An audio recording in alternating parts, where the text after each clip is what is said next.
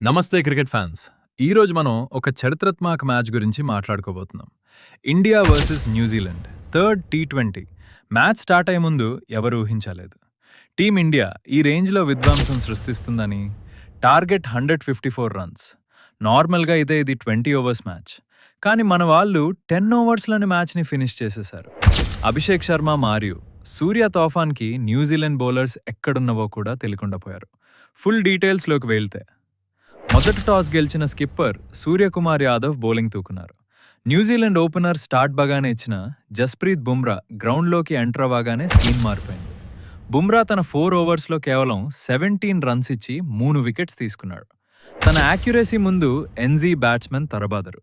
ఇంకోవైపు రవి బిష్నోయ్ తన magic గూగ్లీలతో 2 wickets పడదేసి న్యూజిలాండ్ని కట్టిపడదేశాడు. దీంతో మిచెల్ శాంట్నర్ టీం 20 ఓవర్స్లో 9 వికెట్స్ కోల్పోయి కేవలం 153 రన్స్ మాత్రమే చేయగలిగింది. ఇండియా ముందు ఒక డీసెంట్ టార్గెట్ ఉన్న గ్రౌండ్లో జరిగింది వేరు. ఇక చేజింగ్ మొదలుపెట్టిన ఇండియాకి అభిషేక్ శర్మ ఒక ఎక్స్ప్లోజివ్ స్టార్ట్ ఇచ్చాడు. బాల్ ఎక్కడ పడినా సరే అది బౌండరీ బాయ్ తాగింది. Just 20 బాల్స్లో 68 runs. అంటే మీరు ఊహించుకోండి తన స్ట్రైక్ రేట్ ఎంత ఉందో. అభిషేక్కి తోడుగా కెప్టెన్ సూర్యకుమార్ యాదవ్ తన ట్రేడ్ మార్క్ మూదైనల్ 60 డిగ్రీ షాట్స్తో న్యూజిలాండ్ బౌలర్స్కి చుక్కలు చూపించాడు. స్కై 26 బాల్స్లో 57 రన్స్ చేసి అన్బీటన్గా నిలిచాడు. వీరిద్దరి బ్యాటింగ్ చూస్తుంటే ఇది క్రికెట్ మ్యాచ్లా లేదు, ఏదో వీడియో గేమ్లా అనిపించింది. కేవలం 60 బాల్స్లోనే 155 రన్స్ చేసి ఇండియా 10 వికెట్స్తో లేక మ్యాసివ్ మార్జిన్తో గెలిచింది. ఈ విన్తో ఇండియా ఈ సిరీస్ని ఒక రేంజ్లో ముగించేసింది.